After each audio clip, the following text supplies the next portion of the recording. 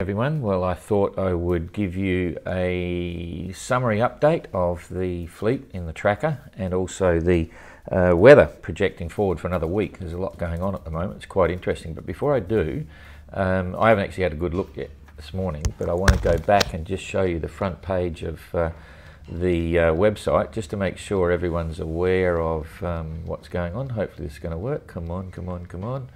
Why is that not coming up? There we go. Okay, so you've probably all seen this screen before.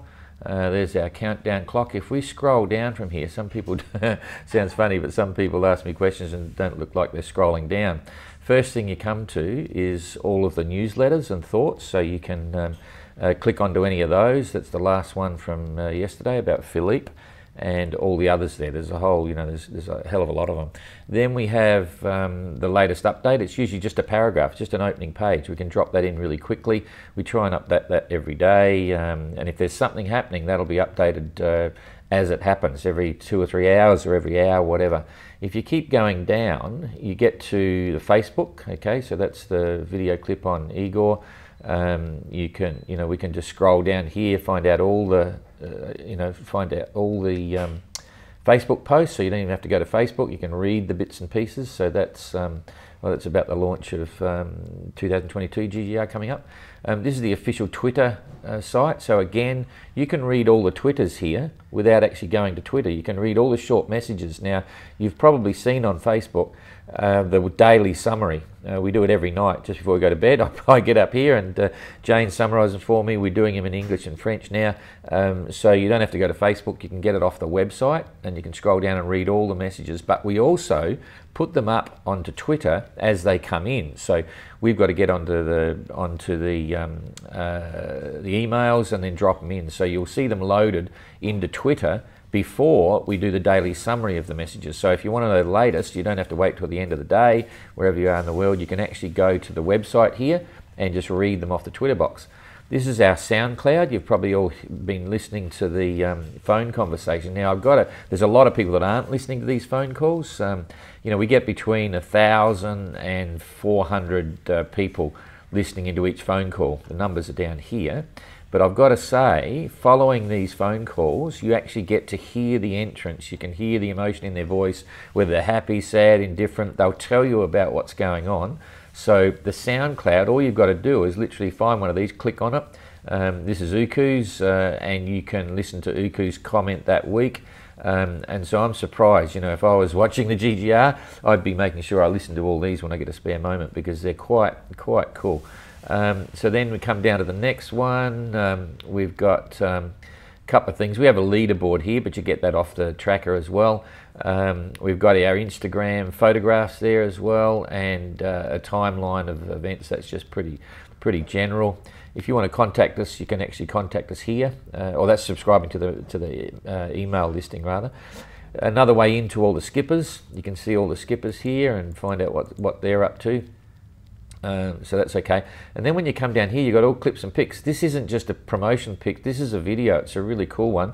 This is the featured video. You just hit that and it'll play. And that's a really nice one from AMP here in the Saab Delone. And you can look at all the other videos here as well. This is just streaming along. So you can find out any video clips that you want to have a look at, or you can go to the YouTube channel and see what's up. This is just a whole pile of pics, and right down the bottom you've got an opportunity to download the notice of race, which is all the rules and regulations, and that's a preliminary announcement of the GGR 22. That'll all change on the 22nd of this month. So heading right back, we go up the top, we hit live, we go onto the tracker here, which should come up straight away. Boy, the internet's slow at the moment, probably because I'm transmitting this at the same time. Anyway, so here comes the tracker. And most of you know how to use this now, but I'll try and go through it again. We've got Francesco cruising down the back here. Suhaili will jump ahead in staggers, and we're currently interpolating all of the positions of Joshua, Bonapetesia's boat, and that will be overlaid soon onto the course. It's a bit of work. We've got to manually do all the latitude and longitudes off the positions in his book. Anyway, so if we just, I'll do this the other way, come up here, get this set up. I'll leave the top bar there and scroll this down. So you can see Antoine up here still cruising along, 3.6 knots. We'll put the wind overlay on in a minute and it'll explain the speeds. Istvan's following up on the rear, Mark Sinclair, Loic Lepage.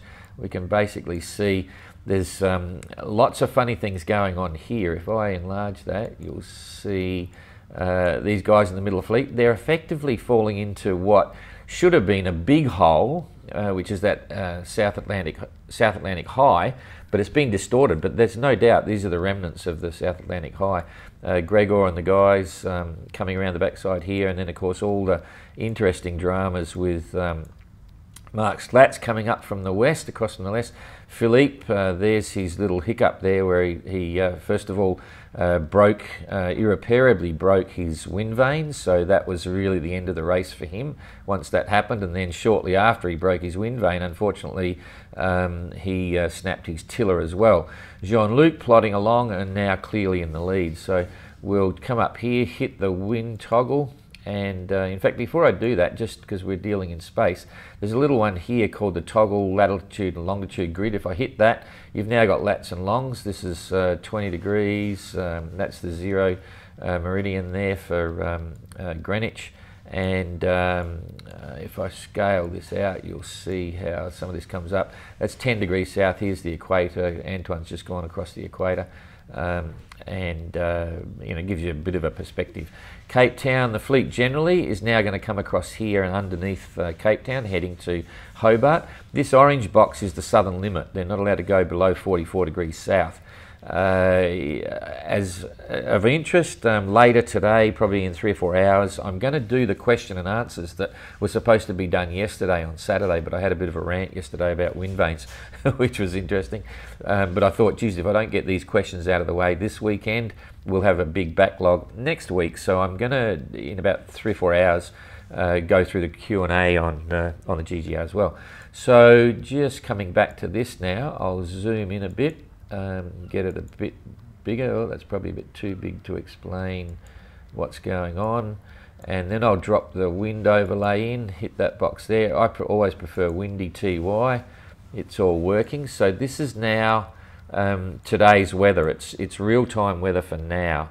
And if we click on, say, our wigs, you can see over here the position was at 800 UTC, so it's 8 o'clock. It's now 10 here. So that's only 20 minutes old in real time. So there's about 20 minutes ago.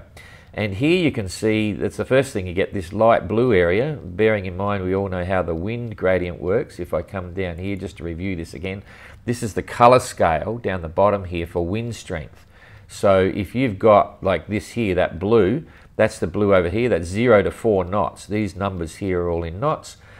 So blue is light wind, green is 12, 16 knots, 20 knots. When you get into the yellows, it's 24 to 28 knots. When you get into the purples, like over here, it's 32 to 36. Now, just before we go into this slide again, I'll just remind everyone that the forecast wind is not just what the entrance will have, for 2 reasons. One is that the forecast, you get maximum gusts, usually about up to 30% higher than the forecast, usually 20-25% higher. So if it's a purple there and it's saying 32 to 36 knots forecast, they could easily be getting 45-50 knots in there. And that was the big surprise yesterday when Philippe had his problems with his steering gear, broke his tiller. The forecast here was showing about 25 to 30 knots, when in reality he was getting 45 to 50 knots. So this is a generalization. The other reason for that is that the computer modeling that creates the isobars around here from traditional weather maps has to come from weather reporting stations. Now this is the ocean, there's not a lot out there, there's a couple of little islands. So what happens is they have a few floating buoys hanging around here, and there's probably in this ocean here, there might be 1,000 of them, I suppose, but when you split that, or 500 or 600, when you split that over the whole ocean, there's big gaps between them, and each of these buoys transmit back weather data. It'll give barometric pressure, it'll give the total amount of sun, it'll give the salinity of the water, it'll give the temperature. They don't do wind direction, but it's mainly pressure gradient that they're looking to draw, and then from that, They get their isobars, they work out where the highs and low pressures are and where they're moving to, because the barometric pressure will change as it goes over a floating buoy, and then they develop the computer modelling. So there's a lot less of these buoys floating around the ocean than there are, say, on the continental landmass of America, where every little township, every airstrip is reporting barometric pressure, and so the modelling is more accurate over America or over Europe where the land is versus over the ocean. So sometimes it's completely wrong, and we've seen that a few times on this lot. But nonetheless, it's clear to see, if we hit on Igor there, he's doing 3.9 knots, heading down. He's got a little bit of breeze, but these guys over here, like Uku and Tapio, they're on top of each other. Tapio's doing 2.2 knots, Uku's doing 5.3. Now, I've looked at this, and Uku's been moving reasonably well, and he's right on top of Tapio. But I think Uku's might be motoring there. We don't know for sure, but it might be an efficient way to use his motor. Who knows? Susie's lucked out badly. She's fallen in a hole. She's been drifting for a day or so, and she's trying to make the most of it. This is suggesting she's got the wind on her port beam, maybe a little bit forward of the beam, which is good for apparent wind direction, keeps her moving. So she's making 3.5 knots, but she's not having a good time, although it'd be very pleasant out there, be flat calm and all that sort of stuff. So Gregor's had a bit of a mixed bag just recently, but right now, we've got a glitch here on the computer. That's not good. Come on, come back, please. It's either a glitch or the thingo, bugger. Now we've lost it. We might reload. Here it comes. This is just computers, so we'll go back again. So we're on live, we're on the tracking. I might just reboot that as well. I'll just hit it again. If this happens to you, that's the best way to make sure you're getting the right stuff. Just reboot it. I come back to, come up to 2 times. That's probably about right. Slide it up here. Put the wind back again. So I'll go back to windy. Hit that. Okay, so we're back again. Everything seems to be working fine. So Uku's probably motoring. Gregor, mixed bag, but he's still just on the edge of this breeze here.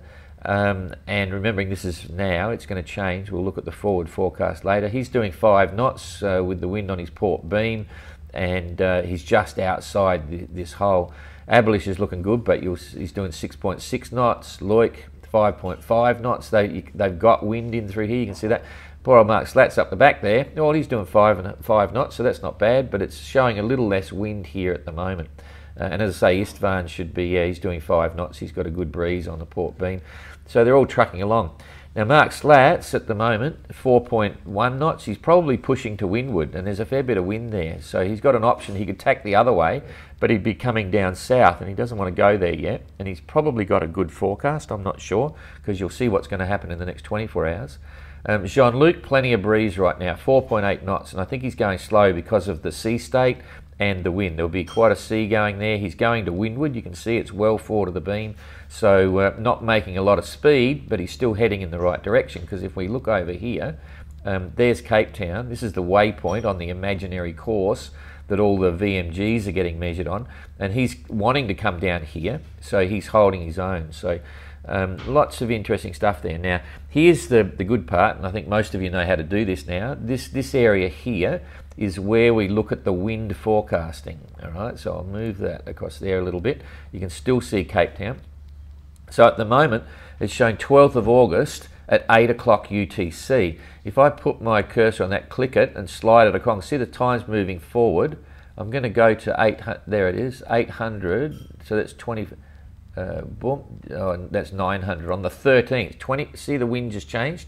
So that's 1 day ahead from now. So this time tomorrow, Jean-Luc's still got the wind on the beam. Philippe, who's struggling along with his short tiller. Now, bearing in mind that he has no wind vane, he has a 1 metre long tiller, which isn't too long, but so it makes it hard to steer because you don't get much leverage, but he can steer by hand when he's out in the cockpit. When he needs to get sleep, he's going to have to lash the tiller and balance the sail, so it's slower. So you might see his speed vary. He's doing 4.4 knots now, probably hand steering. When he goes to sleep, it might drop back to 3 knots or whatever. We just have to wait and see, but it's a slow ride. Certainly for now, he's not competitive within the event. He's also been moved to Chichester class, and I'll discuss that a bit more when I do the question and answers session later today. It's going to be on the nose, so I would imagine 24 hours from now Philip will have two options. One is to head up this way a little bit, the other is to head down a little bit, and I'm not sure which way he'll go. If he's got the forecast, he'll see lighter winds down there, but let's look and see what's happening up here too. The back of the fleet, plenty of breeze. Now if these guys are smart, with the wind in that direction, they won't keep coming this way. They'll start to get easting from that, and they'll come across in a beam on the port beam and start heading this way. The same with Gregor. I'd say this is a good breeze coming in 24 hours to get easting.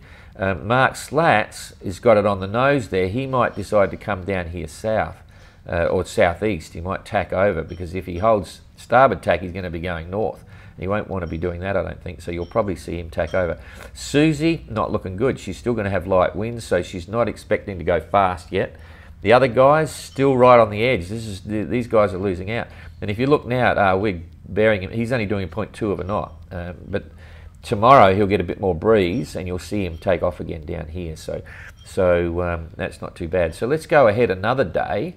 So we're 1 day ahead. We'll go through to 900 on the 14th. There it is there. Boom, boom. So this is interesting. First of all, the tail enders, they're going to get a big kick.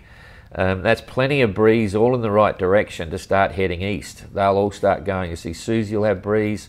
These ones up here, they'll have enough breeze to start getting out of trouble.